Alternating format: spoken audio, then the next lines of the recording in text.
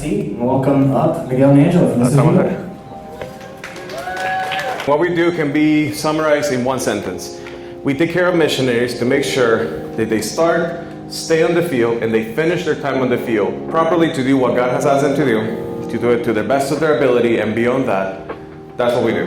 Here's what no one tells you about how the missionary experience is. It starts with a lot of excitement, some fear, but a lot of excitement. It starts with, yeah, we're gonna do this, we're gonna save the souls, we're gonna share the gospel, it's gonna be great.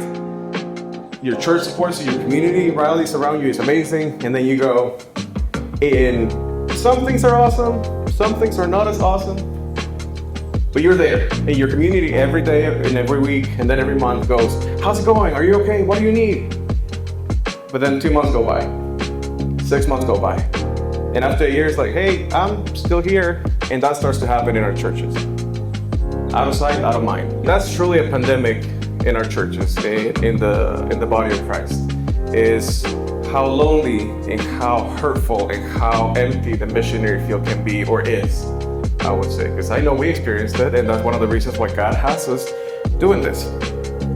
Life keeps moving on for everyone else, but to you, you're still in it.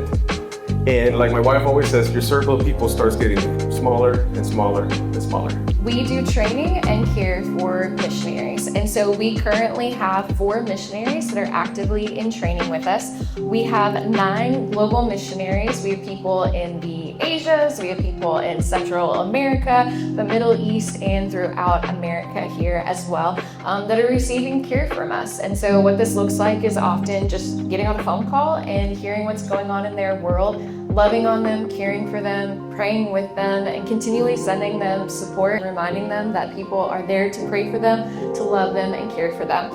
We also have 1 missionary that is currently in our re-entry care. And so this is for somebody that has served on the field for a number of years.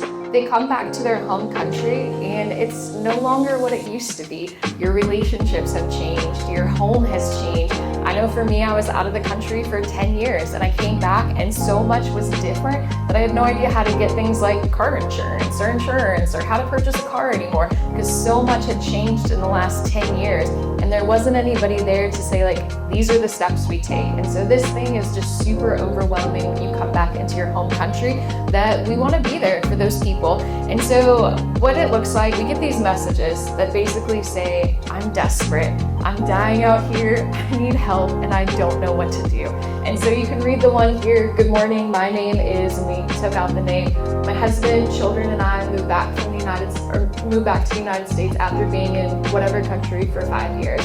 My friend so-and-so gave me your contact, and I'm really struggling adjusting, and I'm not sure what you offer, but I want to reach out. So we got to talk with this lady, and it was just such a beautiful conversation. She mentioned to me, I can't afford any of the other counseling services. We just moved back to this country.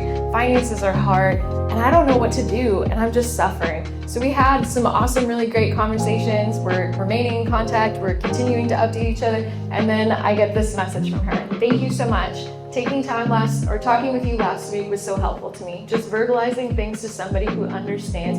I'm so thankful God places the right people in our lives. Thank you for walking this path with me. And this is a very common response that we get because people are just, they need somebody. They need somebody that understands what they're going through and what their world looks like. This is what we offer. We have something in our website called the Vida Hub, and the idea is that it will be never ending. So there's resources for missionaries, from actual people that are experts and professionals in what they can teach, how to preach, how to read the Bible, how to teach the Bible, how to actually reach the unreached.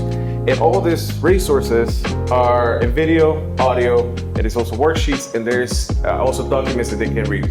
Basically, whatever kind of learner you are, there is no excuse. There are so very few resources to tell you how to be a missionary. So this is what it looks like for you guys. These are our prayer requests as a church body, and also as you become, right now, I'm committing you to be our advocate. We need these 3 things more than anything. We need creativity and wisdom. Right now, we live in a world where everything is 5 seconds. I need to hook you. So to teach this, not only to missionaries are not the hard part, they need it. So they're very thankful, and we're very humbled by that. It's to teach the body that this is a real need. We need creativity, we need wisdom, and we need open doors. So please pray with us, as we also need more finances so this can stay free. The idea is that counseling, the sessions. If I need to talk to a missionary twice a day for 3 months because they're going through high anxiety and I know that I lived it, so I know that can happen, that will stay free because it will be extremely unaffordable for someone to do something like this.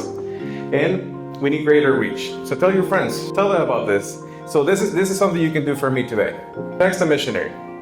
You've been on a mission trip, that means you have an email. At the very least, you have an email. Tell them, hey, I appreciate you. How's it going? If you don't have finances to share, that's fine. There's a lot more that you can do that will be very meaningful to all of us. Because our world is sadly very niche, but we need you. You are very needed, and you will help move the gospel forward by your intentionality. You will do more than you know with your text. Jesus, once again, was submitting to do his Father's will. Jesus prioritized the mission to spread the gospel. You know, we see a great example of that with Miguel and Angela, and This Is Vida, spreading the good news everywhere. And like Miguel said, you don't have to go out and kill a calf, and but you can spread it just this way. So I'm going to encourage you today, just like Miguel said, take a picture of this, send it to someone. Do what Jesus first prioritized. Pray for This Is Vida. This Is Vida. We got to prioritize God's agenda. That means making what he thinks is important to us, prioritizing it, actively pursuing it. That means we've got to intentionally search for God's righteousness in our daily life. It means another side, very similar to supporting ministries like This Is Vida. Your time is so valuable. This is so valuable.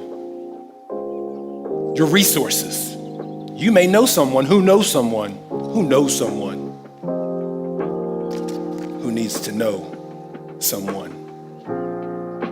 Then you may be blessed. You may have big finances that we can use for good, for his goodness.